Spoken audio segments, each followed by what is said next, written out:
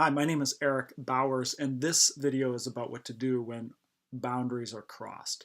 It's a continuation from another video I did on relationship boundaries and what they are and why they can be so difficult to have. You can find a link for that video below. In that video, I defined relationship boundaries as expressing what feels right for you and what doesn't feel right for you.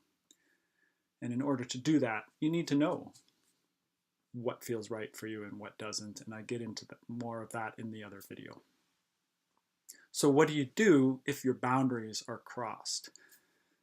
You have about three options. One is you can do nothing. You can ignore it for whatever reason. Maybe it doesn't seem like a big enough deal, or maybe you don't feel comfortable talking about it. Maybe you don't want to rock the boat.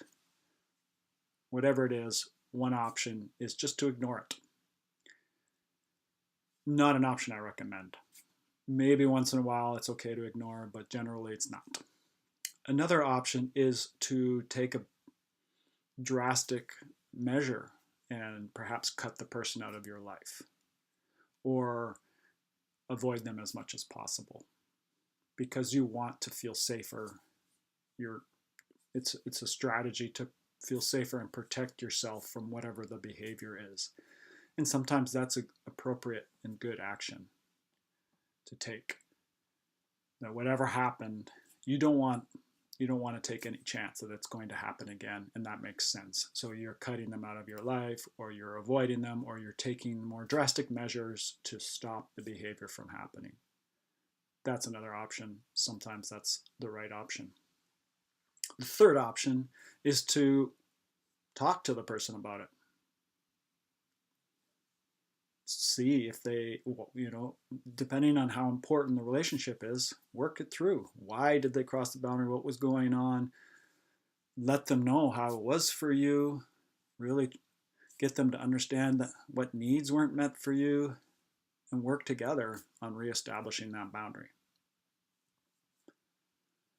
Whatever option that you're taking, I highly recommend you take some honest look. You look honestly at yourself and see if there's anything you can learn from it. For example, was there anything that you could have done differently to make sure the boundary wasn't crossed? Could you have been clearer? Could you have spoken up sooner? Was there anything you were doing that led to the boundary being crossed that you could do better next time?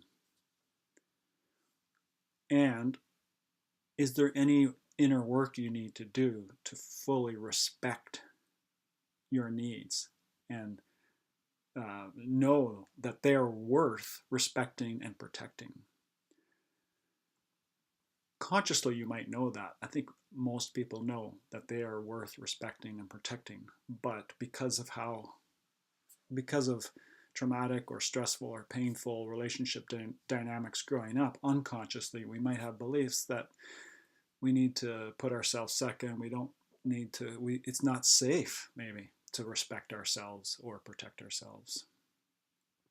So some of the work that might need to happen is looking deeply inside, perhaps getting some skilled support to really dig in and see, is there anything stopping me from really respecting and protecting myself?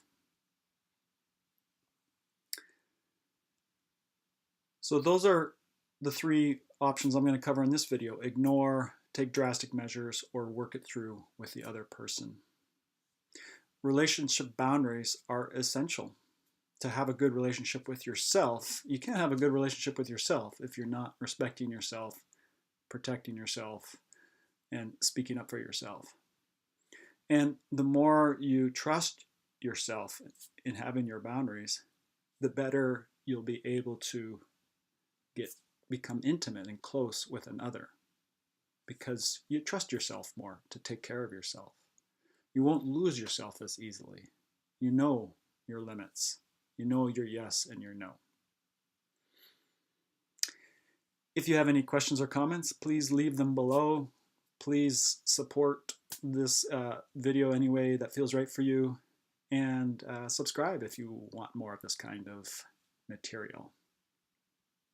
May we all have excellent relationship boundaries. Thank you.